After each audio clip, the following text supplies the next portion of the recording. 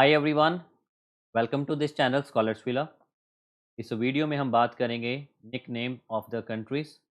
तो इसमें कुछ कंट्रीज़ हैं जिनको डिफरेंट नेम से भी जाना जाता है। तो ये जो टॉपिक है ये आपका इंपॉर्टेंट होता है for different exams like SSC, RRB, P triple SP, NDA and different competitive. Okay, तो ये जीके और जनरल स्टडीज़ का एक पार्ट हो जाएगा। तो let's start with this video, nick name of countries. इसमें सबसे पहला क्वेश्चन है, which country is known as a sugar bowl of world. में से कौन सी कंट्री को शुगर बाउल कहा जाता है? तो आपका आंसर आएगा क्यूबा। तो क्यूबा कंट्री है, इसका टाइटल है the sugar bowl of the world. Why Cuba is called the sugar bowl? Because अगर हम बात करें आज से 50-100 साल पहले की, तो Cuba was the largest sugar exporter in the world because of the presence of the large sugar industry. और आज के टाइम देखा जाए तो आज Cuba is not the largest exporter, क्योंकि अब ये सेकंड नंबर पे आ चुका हुआ है। सेकंड भी नहीं कह सकते, तो ये भी अब जो टॉप पे है वो है ब्राज़ील। ठीक है? ब्राज़ील के बाद आता है इंडिया। अब क्यूबा, क्योंकि हम बात कर रहे थे आज से काफ़ी साल पहले की, तो पुराने टाइम पर अगर बात करें तो क्यूबा को हम शुगर बाउल कह सकते हैं because the Cuba was the largest sugar exporter country in the world. Okay? Because of the largest sugar industry. So that's why it was referred as a sugar bowl of the world until 1960। ऐसे मैंने आपको बता दिया, ऐसे 70 years के near by का time है। तो now it's a declining and position has been taken up by the Brazil, followed up by India. अब टॉप पे कौन है? तो पूरे वर्ल्ड में सबसे ज़्यादा शुगर एक्सपोर्टिंग कंट्रीज ब्राज़ील है। सेकंड नंबर पे हमारा आता है इंडिया। बट जो टाइटल मिला हुआ है शुगर बाउल को, वो शुगर बाउल का टाइटल वो क्यूबा को मिला। क्लियर था? ये था हमारा फर्स्ट क्वेश्चन। सेकंड क्वेश्चन है, which country is known as a gift of Nile? तो नाइल रिवर है, बहुत फेमस रिवर है नाइल। तो ये कौन सी कंट्री को गिफ्ट ऑफ नाइल कहा जाता है? तो आपका आंसर होएगा इजिप्ट। इजिप्ट को कहा जाता है गिफ्ट ऑफ नाइल। ओके, अब थोड़ा सा नाइल के बारे में और इजिप्ट के बारे में पढ़ लेते हैं। तो इजिप्ट को क्या कहा जाता है? That is a gift of Nile because it hold a unique place in history as one of the world oldest civilization. तो पूरे वर्ल्ड में अगर देखा जाए तो ओल्डेस्ट सिविलाइजेशन में से तो Egypt was one of the world oldest civilization. हमारे इंडिया में आईवीसी थी, ये चाइना सिविलाइजेशन थी। क्लियर है? उसके अलावा मेसोपोटामिया सिविलाइजेशन भी थी हमारे। बट अगर one of the world oldest civilisation में इजिप्ट इज कंसिडर। तो इजिप्ट को कहा जाता है gift of the Nile. And this title stems from the indispensable role that Nile river has played in shaping the country. Country के shape को, जैसे like landscape, culture and prosperity, उसको define करता है। तो that's why Egypt is known as a gift of the Nile. तो ये था हमारा सेकंड क्वेश्चन। नेक्स्ट क्वेश्चन है, which country is known as a land of a thousand lakes? इसमें से कौन सी कंट्री को थाउजेंड लेक्स की लैंड कहा जाता है? तो आपका आंसर आएगा फिनलैंड। तो फिनलैंड को टाइटल मिला हुआ है land of the thousand lakes. Why? Because वहाँ पर अप्रॉक्सीमेट 1,68,000 लेक हैं फिनलैंड में। ठीक है? तो there are 1,60,000 lakes in Finland. So that's why Finland is known as a land of 1,000 lakes. And if you talk about area, अगर area की बात करें तो फिनलैंड में 10% एरिया तो वाटर के साथ ही कवर है। तो more than 10% of the Finland total area is covered by water. Clear? तो ये था हमारा थर्ड क्वेश्चन। अब बात करते हैं नेक्स्ट क्वेश्चन की। तो नेक्स्ट क्वेश्चन है, which country is known as a land of golden fleece? में से कौन से कंट्री को कहा जाता है land of a golden fleece? इसका आपका आंसर आएगा ऑस्ट्रेलिया। तो Australia is known as a land of a golden fleece. Why? Because जो फ्लीस है, तो फ्लीस क्या होता है? वूल। बेसिकली वूल कवरिंग उसको फ्लीस कहते हैं। तो word fleece means wool covering. इससे क्या आता है? बी इट कोट और wool that's bearing animal like sheep. तो जो उनसे उनका जो वूल होती है उनको फ्लीस कहा जाता है। और अब पूरे वर्ल्ड में सबसे ज़्यादा जो प्रोड्यूसर है वूल का, वो ऑस्ट्रेलिया है। Okay, so Australia is the largest producer of a wool in the world. So that's why this country has given the nickname of a golden fleece. Okay, तो एक बार इतने क्वेश्चन जस्ट रिवाइज कर लेते हैं। तो पहला जो क्वेश्चन था हमारा वो तो शुगर बाउल था। Sugar bowl Cuba. और why Cuba? Because of the large sugar exporting. Right now this title was title तो अभी भी चलो क्यूबा के पास ही है, but Brazil right now is a largest sugar exporter. और सेकंड नंबर पे आता है India. Gift of the Nile आपका आंसर है इजिप्ट। थर्ड पे है land of the thousand lakes, वो फिनलैंड आपका आ जाएगा। नेक्स्ट है लैंड ऑफ गोल्डन फ्लीस, वो ऑस्ट्रेलिया आ जाएगा। नेक्स्ट क्वेश्चन है, which of the country is known as a rainbow nation? जैसे कौन सी कंट्री को रेनबो नेशन? तो आपका आंसर आएगा साउथ अफ्रीका। ठीक है? साउथ अफ्रीका को कहा जाता है रेनबो। Rainbow means 7 colours. ठीक है, रेनबो मीन्स 7 कलर्स। तो यहाँ पर भी अब कलर्स के तो यहाँ पर बात कर रहे हैं 7 की। तो साउथ अफ्रीका को टाइटल है रेनबो नेशन का because it celebrates its diverse culture, ethnicities, peoples, particularly after the end of apartheid. जब अपार्थेड रूल खत्म किया गया था, उसके बाद उनका कल्चर डाइवर्स हो गया, एथनिसिटी डाइवर्स होगी, डिफरेंट डाइवर्सिटी ऑफ पीपल्स हो गए, तो दैट्स व्हाई उसको टाइटल दे दिया गया रेनबो नेशन का साउथ अफ्रीका। ठीक है? चलिए नेक्स्ट क्वेश्चन की बात करते हैं। तो नेक्स्ट क्वेश्चन है which country is known as a land of a rising sun? तो कौन सी कंट्री को land of the rising sun कहा जाता है? इसमें आपका आंसर आ जाएगा जापान। तो जापान को कहा जाता है the land of a rising sun. Why? Because sun वहाँ से राइज़ करता है, इसलिए। So Japan is known as a land of a rising sun because the sun rises first in Japan and afterward it different nations and the part of the world. ठीक है? Japan से ही कह सकते हैं कि अब सन राइज करता है, तो that's why Japan is known rising land of rising. Clear? तो ये भी क्वेश्चन हमारा क्लियर हो गया। नेक्स्ट क्वेश्चन है which country is known as a land of a Thunderbolt?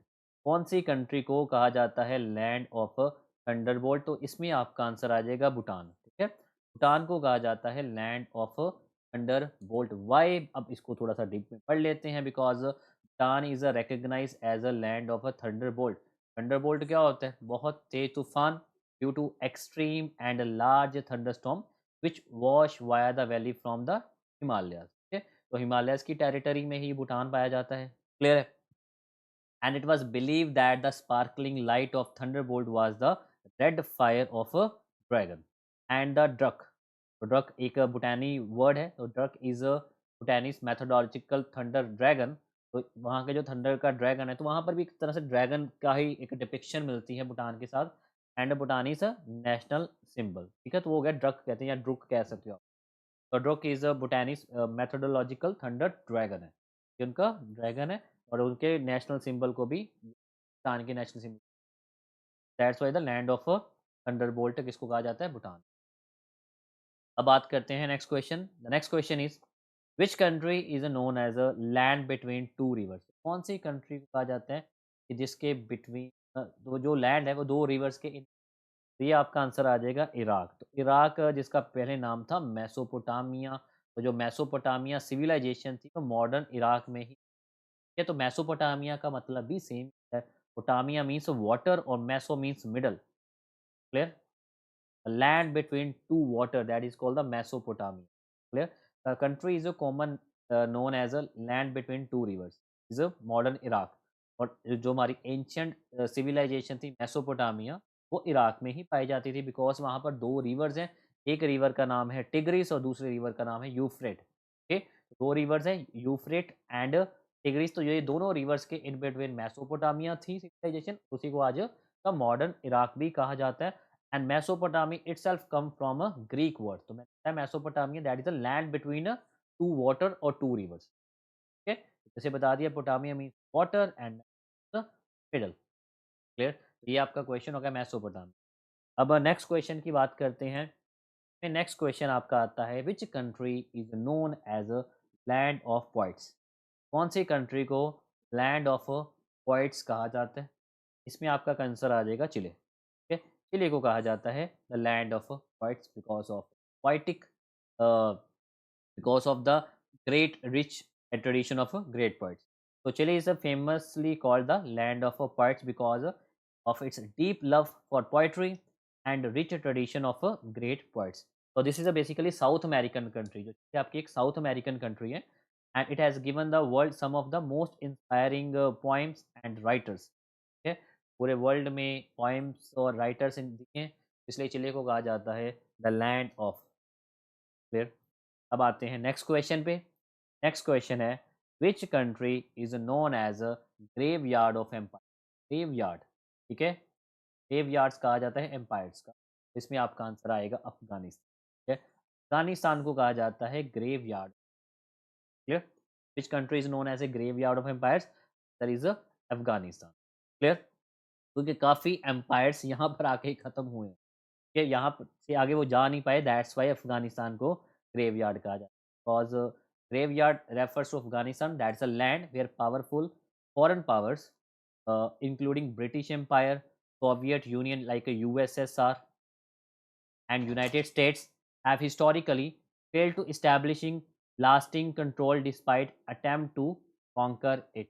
Okay, so that's why Afghanistan was called the graveyard of empire, क्योंकि काफ़ी powerful तो किंगडम से वो यहाँ से आगे फर्दर इस आगे कंट्रोल नहीं कर पाए and historically failed establishing control. Okay, so that's why Afghanistan is called the graveyard.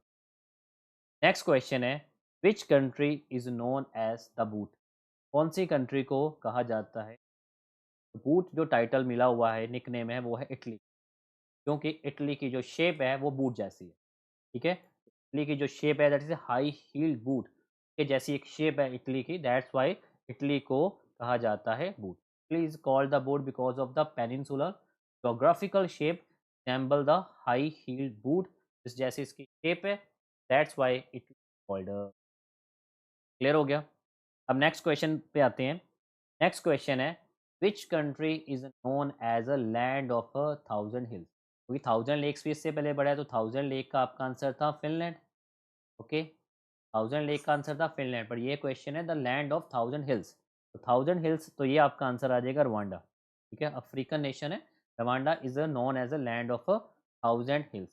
The phrase "land of thousand hill" refers to Rwanda, that is a East African country known for its beautiful mountainous and hilly landscape that cover most of its territory. So that's why the Rwanda is known as a land of 1000 hills, and the distinctive geography of rolling hills, lush valley, and the scenic mountains earned Rwanda the famous Nick.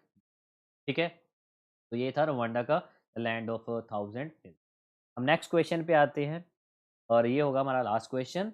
Which country is known as a land of golden pagoda. Land of golden pagoda, ये कौन सी country को कहा जाता है. तो ये आपका आंसर आ जाएगा म्यांमार. ठीक है, म्यांमार आपका आंसर होगा लैंड ऑफ गोल्डन पगोडा. अब why Myanmar is called the land of golden pagoda. Explain.